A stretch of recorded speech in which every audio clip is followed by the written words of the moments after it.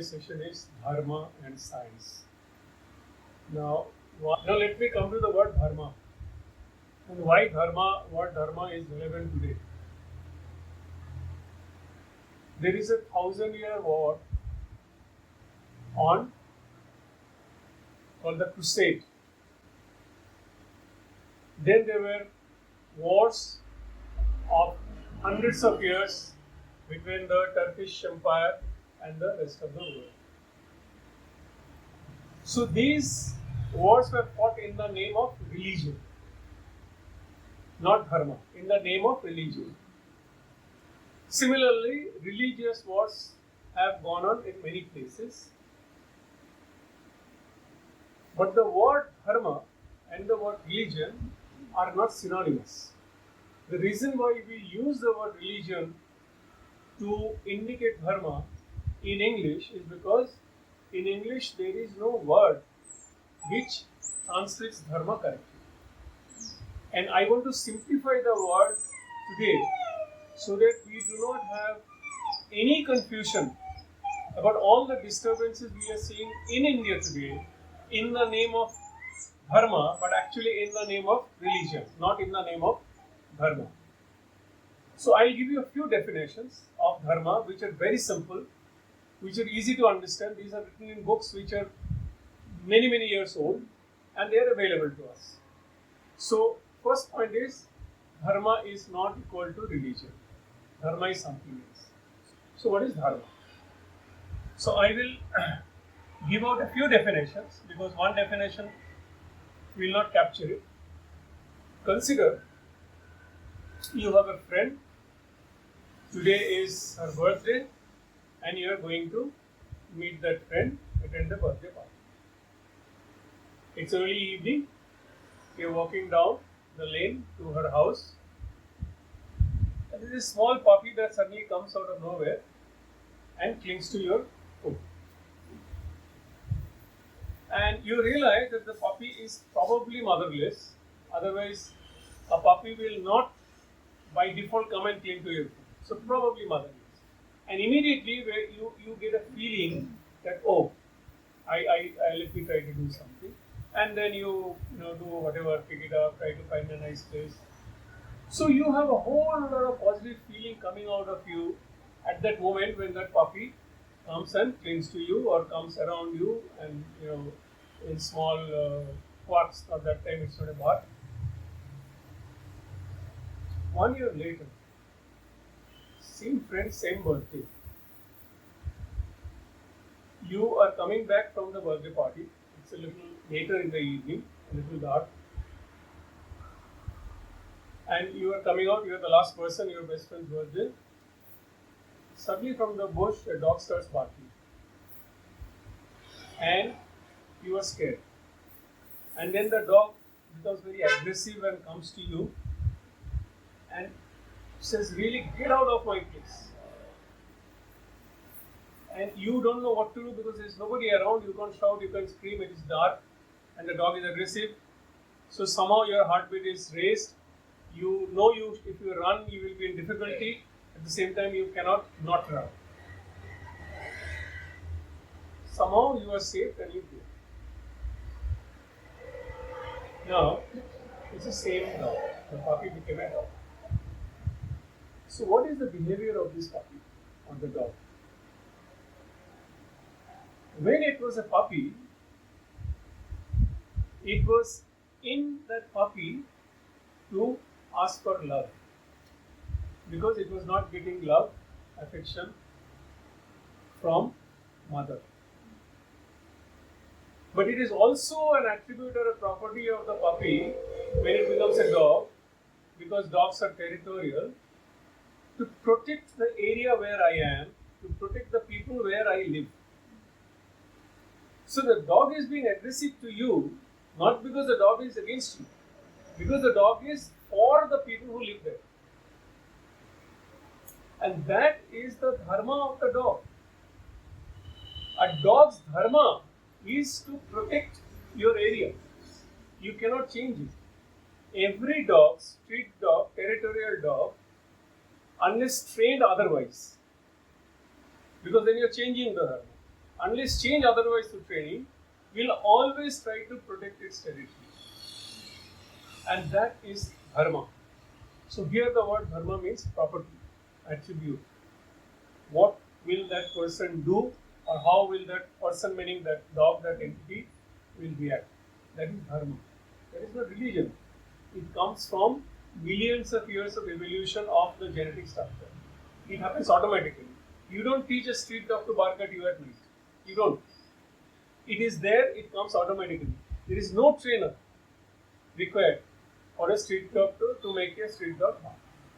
That is one way. That is Dharma. But let me take it to a slightly different level. For human beings, what could be Dharma?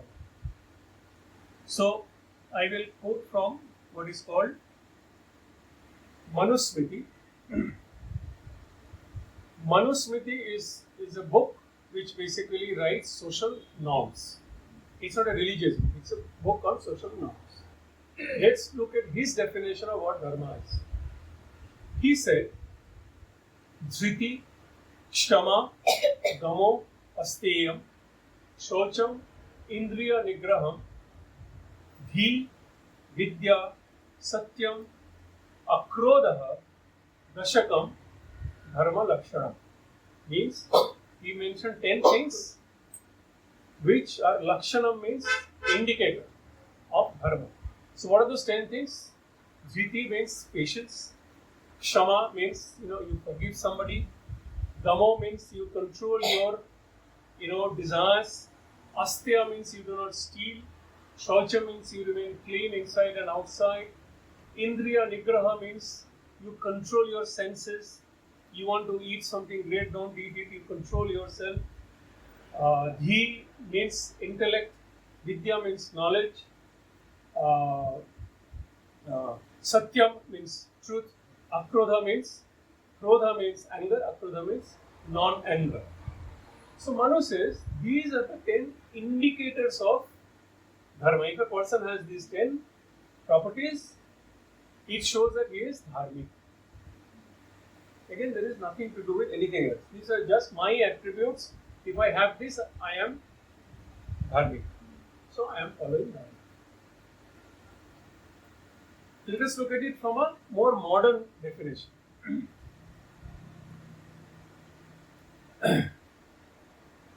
So there is this person you might have heard called Paramhansa Yogananda, who wrote a famous book called The Autobiography of the Yogi.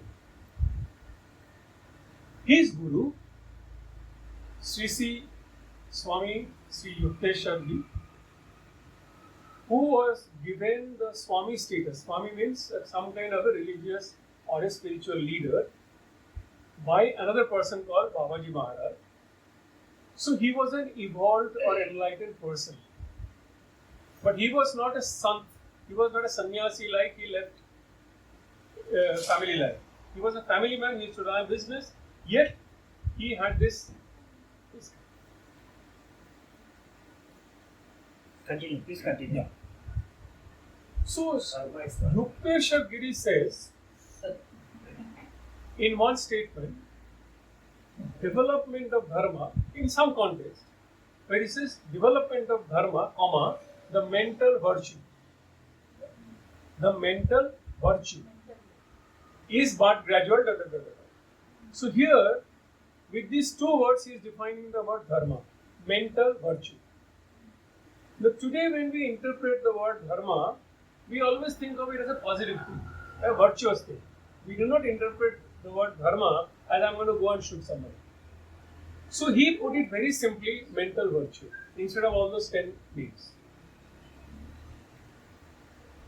If you look at the area that I am currently working in, which is yoga, Ashtanga yoga starts off with what is called Yama and Niyama. Yama is one part, which is the step 1, which says Yama consists of Ahimsa, Satya, Asteya, Brahmacharya, Aparigraha. So Ahimsa, meaning I am not going to harm somebody else. Satya, truth. Asteya, I will not steal something. Brahmacharya means I will control myself. Aparigraha means I will not try to accumulate things. I will slowly get rid of things, like you got rid of technology. So this is called niyama. Yama. If you come to the step 2 or part 2 of yoga, it's called niyama. Niyama is shocha, santosha, tapa, swadhyaya, ishwar pranidhana. Shocha we have already seen. In Manu's definition also the word shocha comes. Santosha means I am happy. I am not greedy, I don't want this, I don't want that. I am okay the way I am. Tapa means I am trying to achieve something, so I am working towards that. Tapasya, tapa meaning I am sincerely trying to achieve something, whatever that something is. That is not defined here and that's not relevant. Swadhyaya means I am studying myself. I am reading books. And Ishwar Pranidhan, Ishwar here does not mean a religious leader. Ishwar here means something that we are not discussing today, but to put it very simply, Ishwar we can in one word say Brahman. But let's not get into that definition today. So basically yoga, sutras, your Manusmriti, these are summarized by Yukteswarji with 2 words. So this is Dharma. And hopefully we now understand that all these religious fights that we are having today in India, this Dharma or this religion versus that religion, this, that, all that is pointless because those are not Dharma. This is what Dharma is in very simple terms. For this you don't need to go to any temple, church, nothing. It is right there in front of you, 10 words or 20 words, and that's it. And I think all of us, whether we know of this definition or not, we always are virtuous. We always try to do good things. We don't deliberately go and do bad things. That we are here. So we are in any case virtuous mentally. So we are all dharmic. I'm not saying everybody in the world is dharmic. Then there will be no conflict. But at least in this small room, we are here because we are mentally virtuous. So we are all dharmic. And there is no tension, no pressure, no stress, on us to change ourselves because we are already there. This is in simple words what I would say Dharma is. And remember, in all the books that have been written, right from the Vedas to the Shastras, to Upavedas, to Upanishads, to Puranas, to Itihasas, the word Dharma has been used many places. So somewhere else you might find slightly different definitions. I didn't go into all the definitions, not necessary. This more or less tells us one thing, that it has got A, nothing to do with religion, and 2, it is a mental virtue. In simple words, that is Dharma. And it is something that most of the time we are born with, but then with yoga and other things, even if we have gone into adharma, we can come back. Like I think I was telling somebody that I had gone into terrible adharma, smoking, drinking, this, that. Slowly I came back to my dharmic path. That time I didn't know what dharma was or adharma was. I thought that is life. Anybody who doesn't do it is not living life to the full. That's what I thought. That was, my philosophy at that time. But when I understood it, so this is where I want to stop defining dharma. And now I want to cheat a little bit.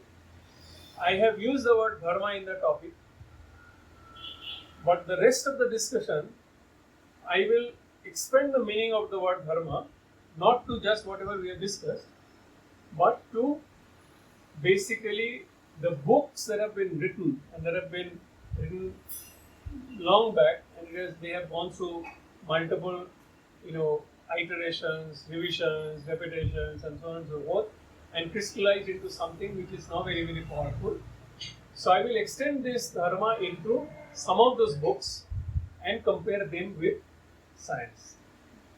Because what I found, that dharma requires no science, nothing. A good positive upbringing is enough.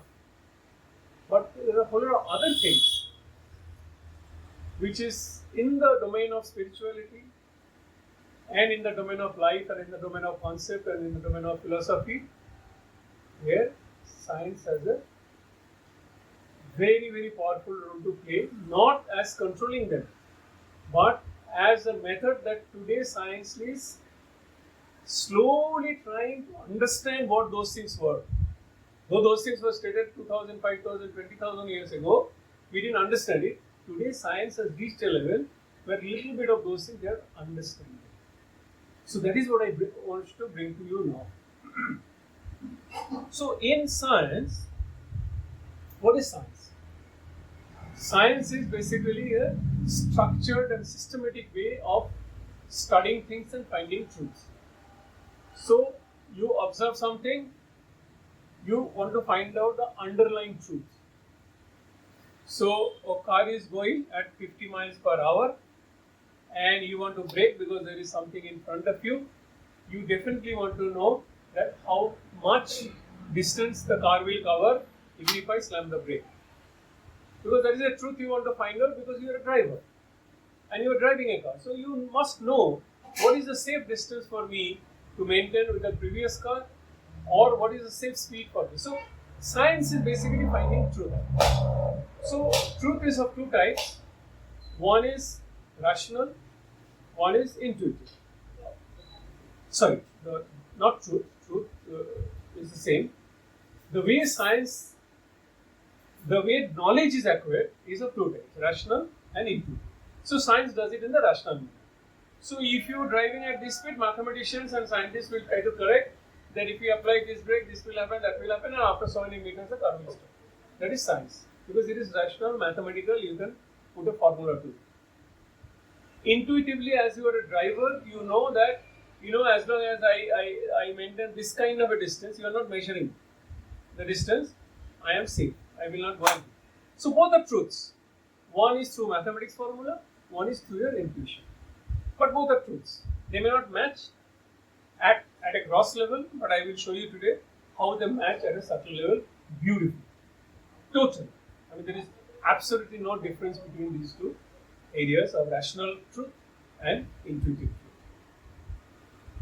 So science is basically you are pondering over something that has happened that you've seen, you cannot figure out, then an apple falls and you say, oh, gravitation. So you are observing that yes, things are falling, but the truth may come to you in a sudden burst of, intuitive power. And then you convert it into some equation formula, What is Vedanta saying? Vedanta is saying, Asadoma Sadgamaya, Tamosoma Jyotirgamaya, Mritturmam Amritangamaya. So from untruth, Asat, take me to truth. Sat. From Tamosa, which is darkness, take me to light. From death, take me to immortality. So basically here also we are trying to find the truth. From Asat to Sat. From lack of light or darkness to light. So philosophically, these two are exactly the same. Science is also trying to find out truth. Vedanta is also trying to find out truth. From Asat to Sat, Tamas. So conceptually, you will find that our Vedantas and our science are both doing exactly the same thing. Maybe the path is different. One is rational, one is intuitive. But what we are trying to achieve is exactly the same. I will now show you some similarities and how it works. I go back to Yukteswarji. He wrote a small book called The Holy Science. Very thin book. He was asked to write that book by Babaji Maharaj and he wrote that book. It was a book where Babaji Maharaj told him that, this was the British rule days. So he was told that, you bring in the uniformity or the commonality between the Christian religion and the Hindu religion, or the Western philosophy and the Indic philosophy, you bring in the commonality and try to show that they are the same. So this was the task given to him. And then he wrote this book. In that book, he did something which is unbelievable. Whole of Vedantic studies, people have believed in the concept of time, yuga, as 432,000 human years or earth years. 432,000. Which means that nobody will ever be able to measure anything that far back. He changed that concept. And he gave a proof that a yuga, the way it has been described in Vedanta, it is not that, it is something else. And he also explained why that mistake has been made. And why this is correct. So what he said is that the sun has a binary star, meaning there are two stars that go around each other. This is called a binary system of stars, and there are many such binary systems of stars that today's astronomers know. So Yukteswarji said there is a binary star of the sun, and when the sun goes around that binary, the number of years it takes has a relevance on this definition of yuga. But today, there is no scientific evidence that there is a binary to the sun. There is no evidence. Today's astronomers don't believe in that. But there is a huge amount of research going on, and so this astrophysical journal from Harvard University, Professor so and so. So they published a paper. The paper says that when sun was born, it was born with a binary, with a twin. So the birth of sun had a binary system, a twin system, and then over a period of the millions of years, that binary has disintegrated, and so sun is alone today. But, and they have written that as a postulate, as a hypothesis. It's not yet been proven. So science is like that. You make a hypothesis, then you do experiments to see whether it is to be proven or it is to be disproven. So that process is going on. So scientists have already understood that there is a possibility that there is a binary to the sun. They've already understood. So Yukteswarji, through his intuitive realization, figured that out and found out that our calculations are wrong and why it is wrong and how the correct calculation to be done, and he did it. I'm not going into that discussion today, because that's a long discussion. But the point is that what he found intuitively about 100 odd years ago, scientists are now trying to explore that area and see if it is true or not. The scientists are not coming from his statement. The scientists are going in their own way, the way science goes. And they are exploring that. And he has done it. And somewhere they will meet. So now I will tell you where science and Vedanta has already met. So this is a postulate where we are saying that someday they might meet. Now I'll tell you where they have already met. And it's a little deep physics, but I'll keep it very, very simple. So the word quantum physics is how physics is as of now. Physics at this point in time is at the stage of quantum physics or particle physics. This came about sometimes during 1930s, 40s. That's when these theories were given out, and then subsequently experiments were carried out to prove that Newton's world of physics, which is called classical physics, is not completely correct. It is correct for certain things, But the quantum physics is correct for certain other things.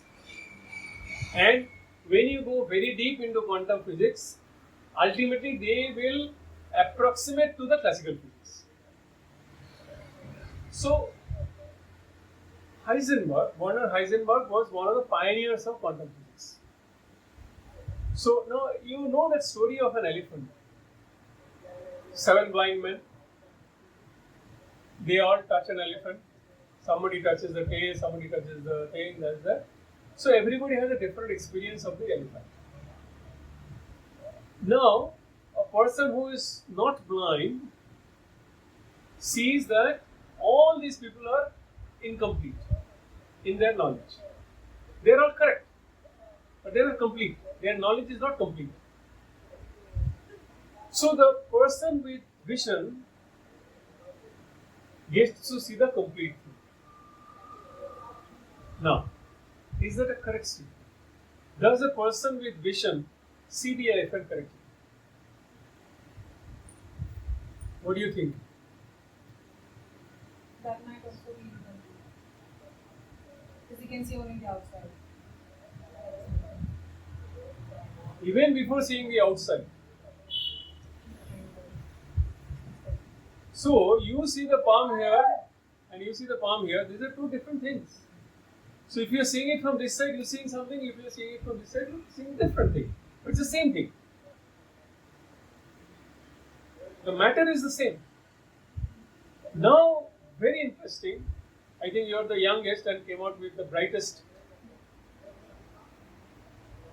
I am not against elderly people. Everyone will know something that you don't know. That's what you keep in mind. So, you came with a very good answer that even if you have vision and you go around 360 degrees, because today, with virtual reality, we do 360 degree. You want to buy a car, they show you 360 degree and all that. So, you see the elephant 360 degree, but you don't see the inside. So, how much of that elephant you know? Very little. So, if you are a doctor, then you know that if you cut it open, there will be this, that, bones, muscle, organs, blah, blah, blah, blah, blah. So, the doctor who has done that kind of work knows more than a person with normal vision because he has gone deeper. Now, a cell biologist who works at the cell level will take one tissue, put it under the microscope and look at a cell and will know even more than a doctor. So, the way you look at an elephant, dark, big, thick, and when you see a cell of that elephant in the microscope are two entirely different things. They are different worlds. Now you go to a yogi who has inner vision, intuitive vision. Let me make a statement here. I will not prove it right now, but let me make that statement. Through inner vision, whatever a person with normal vision can see, whatever a doctor can see, whatever a cell biologist can see, through inner vision, all of us actually can see, if nothing else, at least what is inside me. It sounds difficult? It just needs practice. You can see a whole lot of you inside you if you just practice the correct way. That is what the yogis have done. They have sharpened their intuition to a level where they have gone not to the cell level, they have gone to what is called the DNA level, which is just a string within a cell. So, the biologists who work at that level, their level of knowledge is far more accurate than a cell biologist level and much deeper. And then people who do this DNA sequencing operation, they will take out each molecule from the DNA and say, okay, this molecule of this DNA which has so many million molecules, this has this, and this may lead to this property. So if you have this cell in your body, it might lead to a cancer 37 years of age. That is what science has come to today. They can do that. Go one level deeper. What is that molecule? Molecule is a collection of atoms. Come back to physics. What are atoms? Collection of neutrons, electrons, protons. Come to particle physics. What is a neutron? What is a proton? These are all combination of smaller particles. Come to electron. Come to the latest theory of physics. It says electron is not a particle at all. The proton is not a particle at all. It is not matter. The current theory of matter is that it is a form of. I know. You want to listen to it? Come in.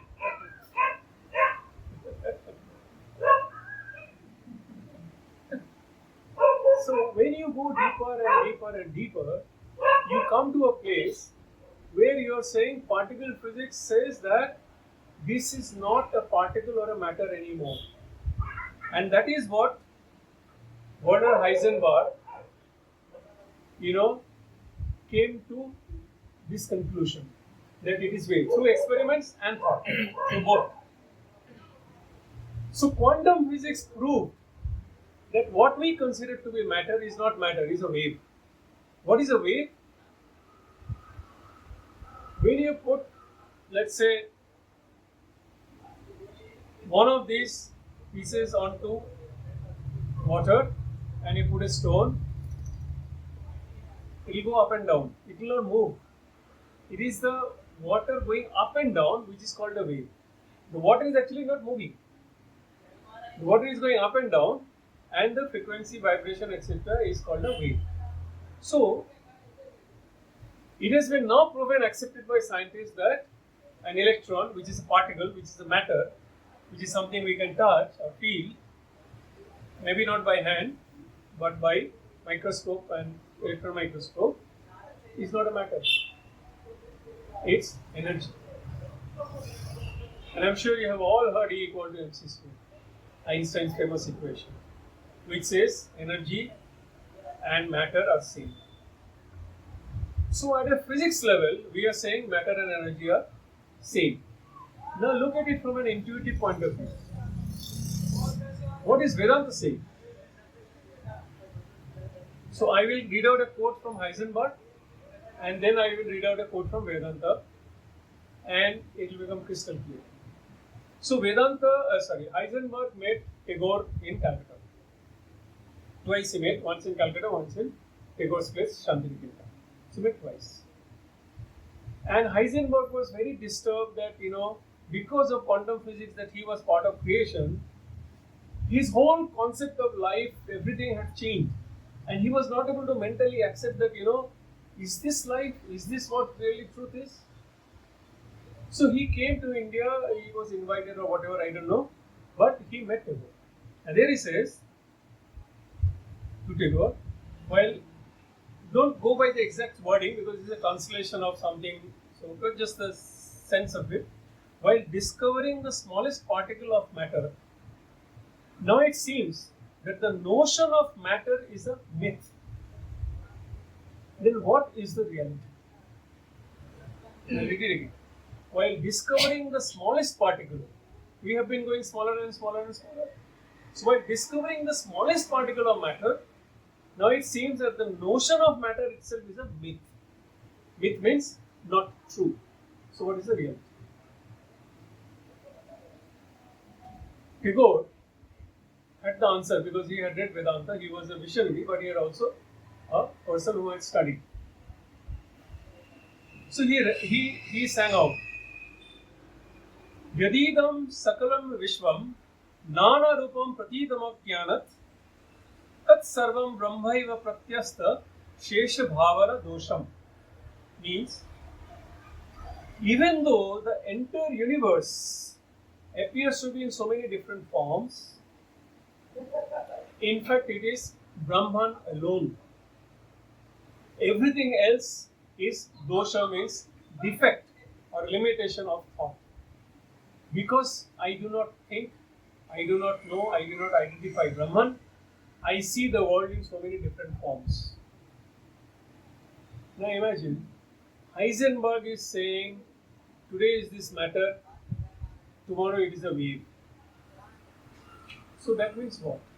The matter is not matter. It is a non-existent thing. It is a wave, which is an energy. Collection of waves. Yeah, collection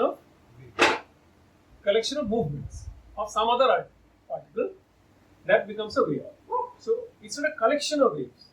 Matter is a collection of waves, right? Like as you Bigger matter is a collection of it. Yes, correct.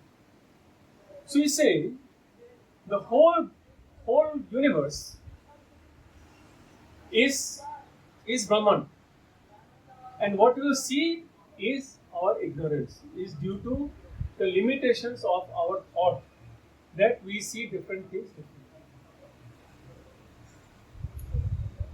And today, all physicists, particle physicists, agree with this.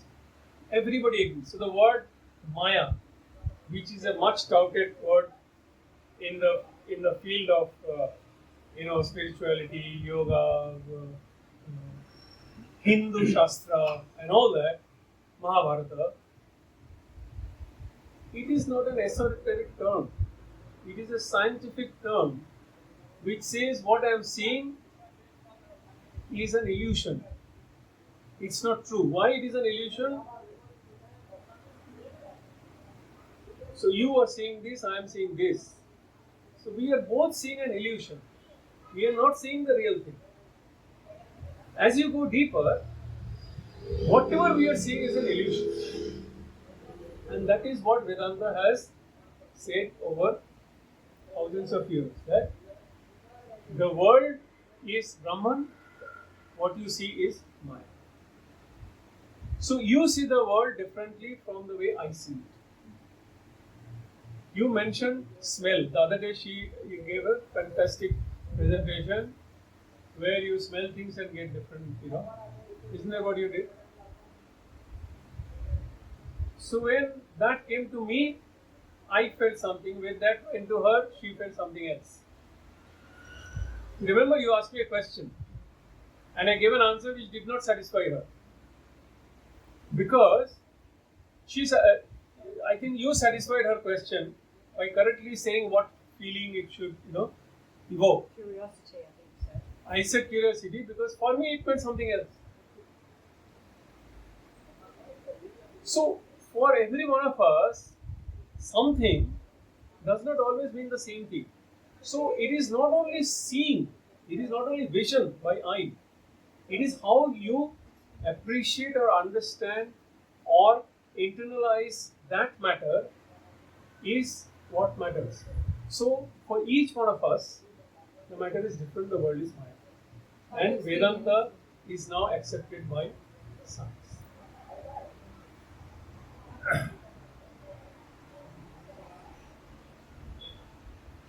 I think I will stop here because we are already 50 minutes into it and we should close at 7. So I'll stop here. If you have any questions, I will definitely answer. Otherwise, I'll end with one small statement. I think there are definitely commonalities in the way that we see the world, like the way we see colors. A lot of people agree that okay, this is white. So how does But even that differs, right? Because there are people who are colorblind who don't see the same thing. I'm saying like most people, like at least there are commonalities for most people around a lot of things. It's a fantastic question. Fantastic question. So there are two words that I mentioned without naming them. One is called the macro world, one is called the micro world. So this is macro.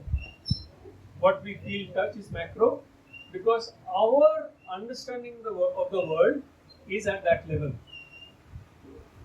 When we talk about micro world, then either the particle physicists or the sages, these saw the micro world. So either by intuition or by experimentation. So you and I, we have not seen an electron. We have not seen an electron. But somebody who has gone deeper, who has that ability, equipment, experiment or inner vision has seen it. and realized.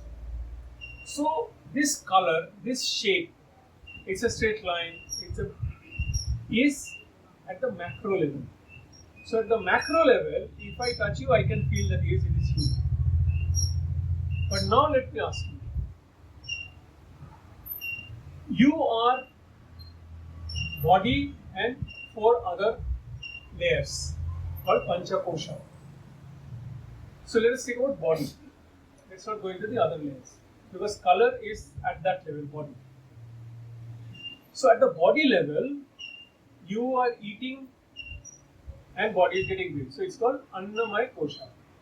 Meaning whatever food comes into you, which is basically matter, which is coming from the earth, becomes you. Now, when something goes out of you, that also originally came from earth.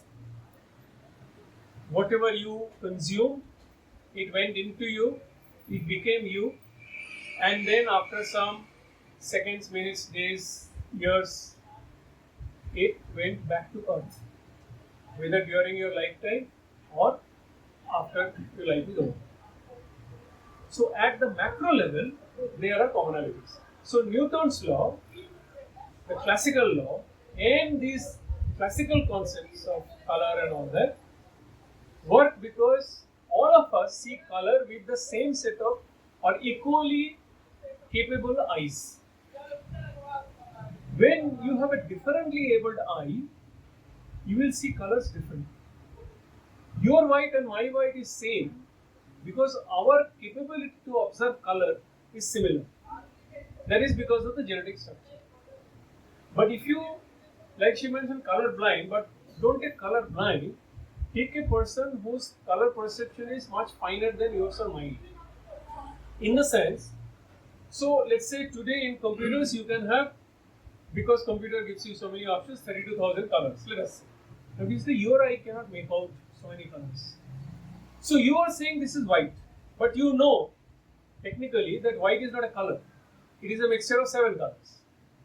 And now when you go to the computer and you take out one color, you see that blue is not blue. Blue starts from here and goes there.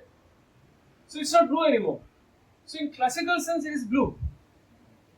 But in detail sense it's not blue.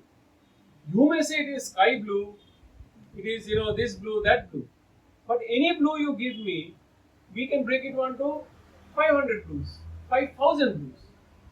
So our perception is limited by our ability to perceive. Hence, we observe the world in somewhat similar way. So if you take that puppy, which was born, let's say, 1 month old puppy that we started off our discussion with, that puppy is born with the power to smell things which are 10,000 times or 100 times or 20,000 times more powerful than ours. So that puppy will be able to distinguish smells far more accurately and in more detail than you and I can. So I'll say, oh, this is smelling like burnt paper. But that puppy will smell whether that paper came from this tree or that tree or that tree or this waste paper or that cloth, because his power of observation, nasal observation, is more powerful, more detailed. So it's a very good question. There is a classical concept which is what we call the world, because that is how our perception is limited. But the sages who actually went inside and saw, and today's scientists who are going deeper into it, they are seeing the same thing in far more details. You take the color white on your computer and go into the color palette. You will know that white color has so many red, so many blue, and so many green components.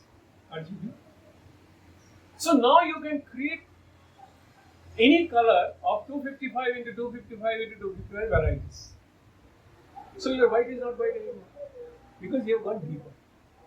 So Vedanta is actually exactly the same. It has gone deeper and deeper and deeper through introspection and intuition. Science is just now trying to catch up through rationalization and experimentation. So science is catching up with Vedanta. Science is not competing with Vedanta. Science is not saying anything which is against the Vedanta. Science today is trying to understand the truth as it exists, and it so happens that a whole lot of it at the finest and the greatest level we find already written in the Vedantas. So thank you very much, Manish. Thank you, Manish, for this very beautiful question. Very great question. Last, when you were talking about the puppy and the grown-up dog, you said that the Dharma can change with age. Is it innate? Are we born with our own Dharma? And then should we change it, or should we try and keep it? As we were born, should that be how it continues, or must we change our own Dharma? Fantastic. Fantastic. It really shows that you read. Great question. So, the fundamental difference between a human, Homo sapiens sapiens, and the rest of the animal world is this: that we can come out of the dharma that we are born with, and we can change it, and we do change it. Most animals cannot, unless, like a dog that is getting trained, or a circus lion getting trained, or a dolphin getting trained. That's a different issue. There, the dolphin is not changing itself. We are, by stick and carrot process, changing the behavior of the dolphin or the lion or the dog. But that animal does not have the power to change itself. That is the difference between a human being and all the other animals. That is why we are different. We have the capability to do this introspection and change. And yes, the answer to your question is we must change. Why? Why should I change? I am born like this. Why should I change? A little deep answer. You see, what are you born with? You are born with your millions of years of history embedded in you. There is a millionaire history inside you. Where is it? It's in your DNA. Your deoxyribonucleic acid has that history embedded in you. That is why you behave in a way that you do. So, suppose you are my twin. That means everything should be exactly the same. We may look similar, we may do this, but still we are different. Why? Because the DNA has so many molecules that due to mutation or due to something, some of them will be different. They will not be exactly the same. Now, why should I change? I am born with this, why should I change? The reason is, there is a concept called mutation. So, as life goes from one generation to the next, certain DNA sequences change. That is called mutation. That is how we evolve. So, whether you take Darwin's theory of evolution, or you take any other concept, or you take the religious definitions of birth, whatever you take, there is always a point where there is some change. You know, somebody came from above and gave this life. Son of God, or Kunti had a son by the sun god. So basically, there is a change. What is that change? That change is, if you look at it biologically, it's a mutation. It may be a small mutation or it may be a major mutation. Like you take out half the DNA and put in your DNA. Whatever that is, we are a result of all those mutations. And all the mutations that happen are not necessarily make us better people. But fortunately, and that is why we have this power, that we can discriminate. We have the power to discriminate. That is, I can say, okay, this is what it is and this is different. And I can now choose whether I want this or that. It is my choice. So I can change to be this or that. Now, whether this is better or that is better, that's a different question.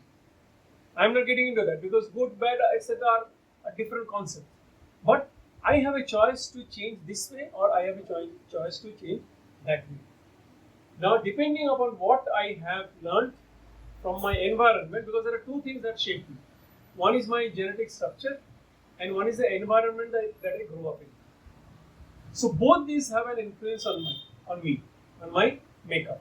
So if I am born with a particular genetic structure and in a particular environment of parents, school, family, this, that, and the other, I will grow up in one way.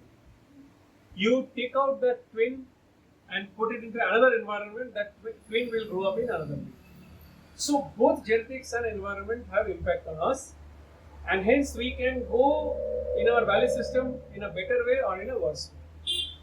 So whatever we want to become better or worse, we have the power to do it as human beings. That is why we say we are God's creation, because we are the only species that has that power.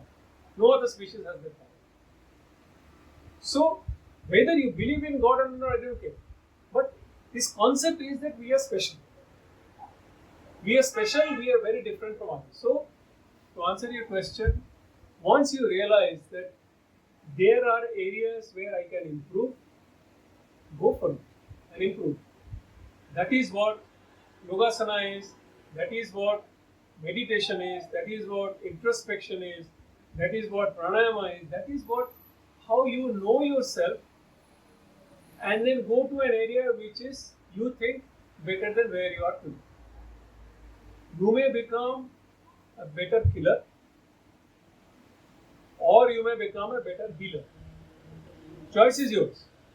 But you can become better. So a sniper who is a better killer spends hours and hours and hours becoming a better sniper.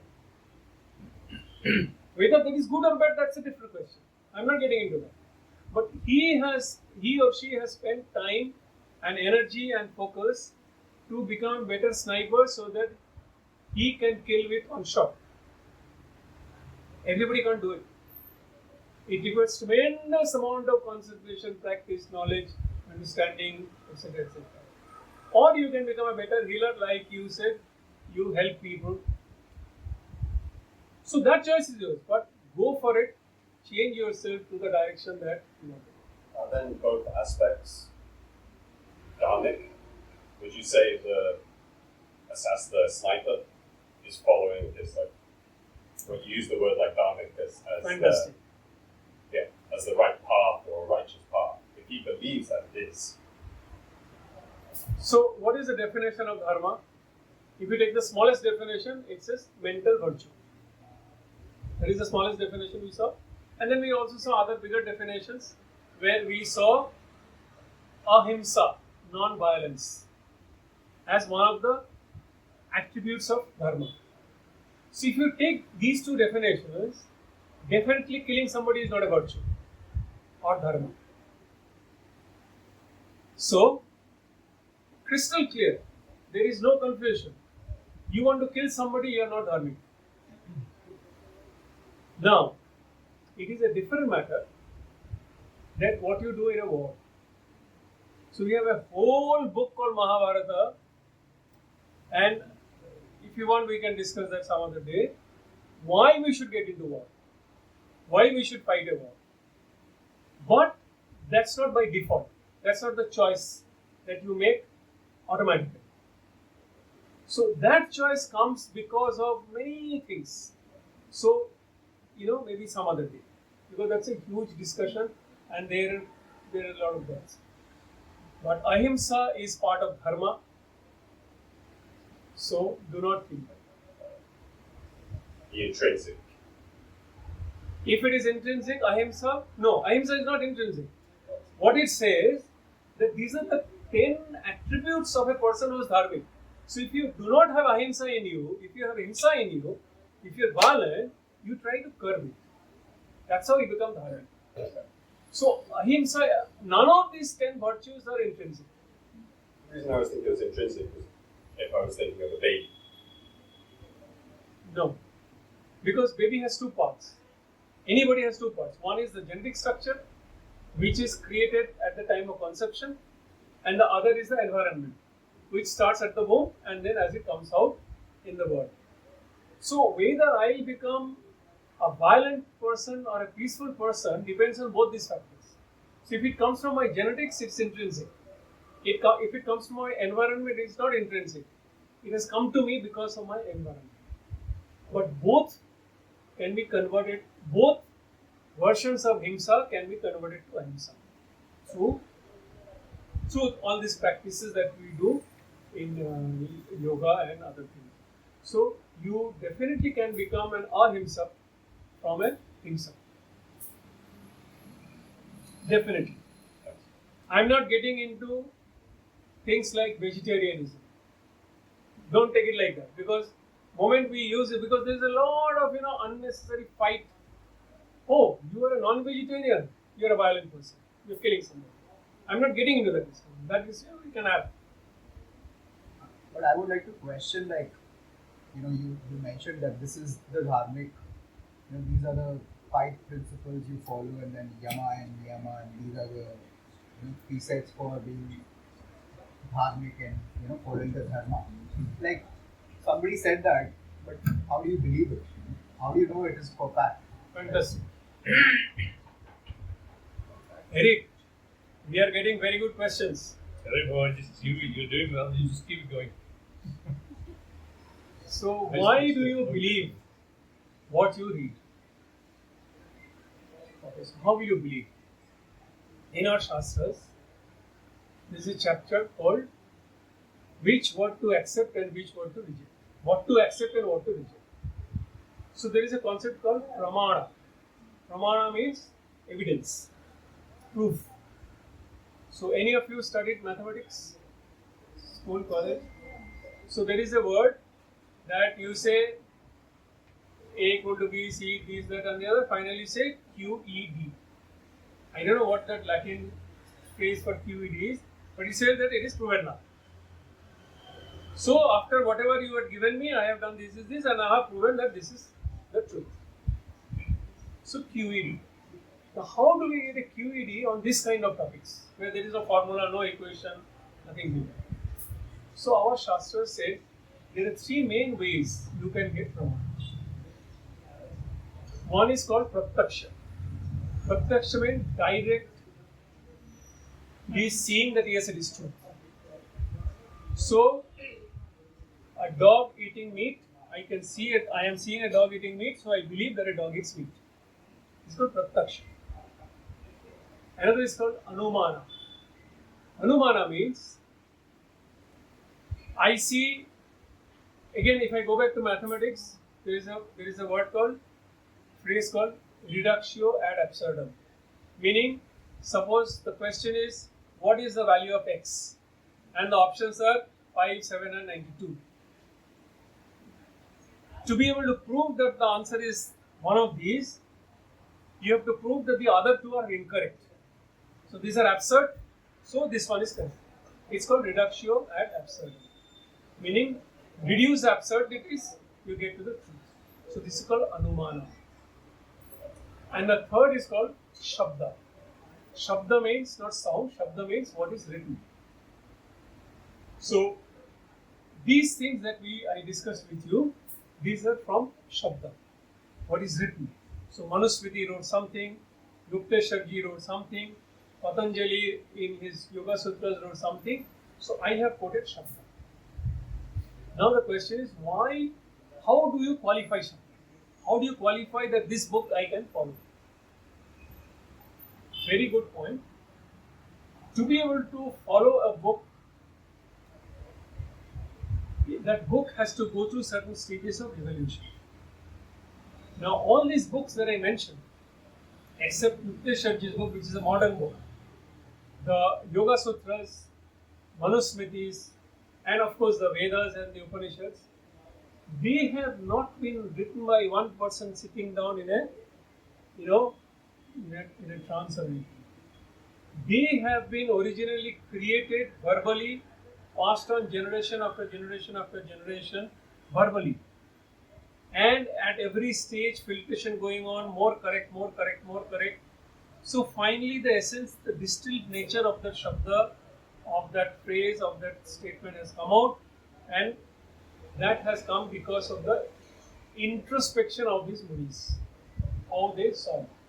And then it was found that everywhere that is being applied, it is being true. And that is also a test of science. And when you come up with a new equation or formula in science, you apply it everywhere. If it satisfies every condition, then it is true.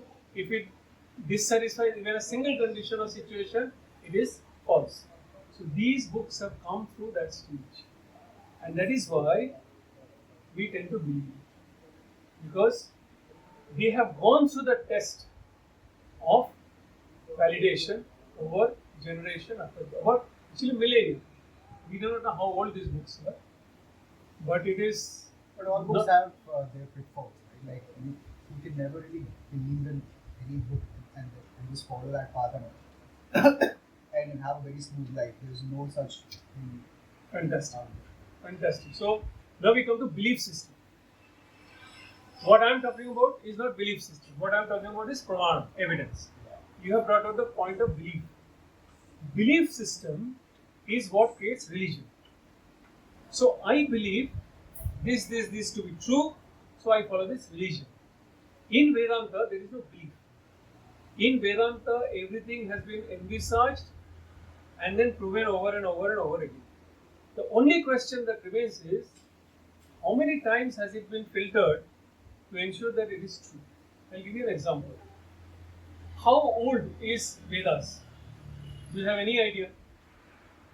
How old is Veda, Rig Veda, which is supposed to be the earliest Veda?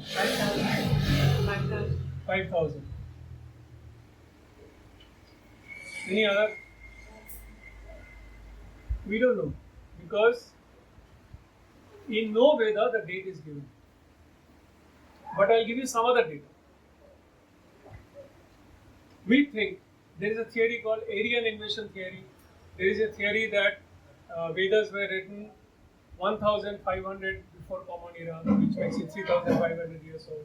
Some say 5,000. These are all guesstimates. What is the data? There is a data based on all the astronomical mentions in Ramayana.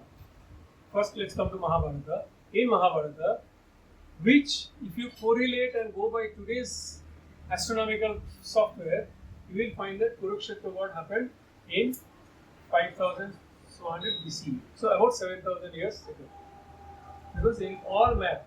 So these books have given, say, on this month of this zodiac sign of this date, morning, when sun was this happened. So now that astronomical phenomena happened only once in history within a time frame. Because there are other astronomical phenomena which define the time range. So these things have all been now pinpointed that this exact date, exact time when this event happened. So you have to read that science, read that proof. So if you do not read that proof, you cannot understand that yes, it is true. Are you still believing in that proof? No, it is proof. Why do we have to believe? The book says it happened on so and so time when this happened. And your calculation of using scientific method says this constellation was here at that time. Then 1 year later, it says another thing happened. And that time in the book says is about a year, and you find that in your calculation of scientific method, it happened 1 year later. So that is science. That is not belief. Because you are scientifically proving using the constellations and other things that this event happened on so and so date, so and so time. So it's not belief. The only problem is if you do not read that book where the proof is given, you will not find that proof. It will remain as a belief system with you. But if you read the book where the proof is given, like when you study Pythagoras theorem in school, you study Pythagoras theorem, then you get the proof, okay, you do the calculation, you find the proof, then you know Pythagoras theorem is correct. It's not belief anymore. When you say a plus b whole square is equal to a square plus 2ab plus b square, you have already proven it. You don't need to prove it. It's not belief. You have already gone through the scientific process of evaluation to say yes, it is correct. So these things have also gone through that. So you have to read. You have to read. The thing is that reading anything which is written by anyone is still just contributing to belief system. It's not moving to Praman. Praman is self-experience. So that is one Praman. As I told you, Pratyaksha, Anumana, Shabda. These are three ways you can get a pramana. I think So you say yeah. that I believe only in pratyaksha. Fine. So you have to live millions of years to have those pratyaksha, meaning those experiences, to finally come to the truth. Because all these pratyaksha pramanas that have come, they have come over millions of years. They have not come in one day suddenly. So if you want pratyaksha praman for everything, you have to live those millions of years. But if you believe in anumana and shabda, which is scientific methods of establishing proof, so when you say, there is a color green, now which we say is a primary color, and there is a color yellow, which is not a primary color. So if you see the color yellow, we know that two other colors, which could be green and blue or green and red or red and blue, which are the primary colors, have been mixed to create this color. That is because you already know the science behind it. If you do not know the science behind it, and I tell you that this and this color has been mixed to make this color, you will say it is a belief system. But it's not a belief system because you don't know. Your knowledge is incomplete. So I agree with you that it is entirely up to you to decide which is pramana for you. If you say no, only pratyaksha is my pramana, fine. Only pratyaksha my pramana, fine. I have no issues with that. But then you have to live through so many millions of years to get that pratyaksha pramana.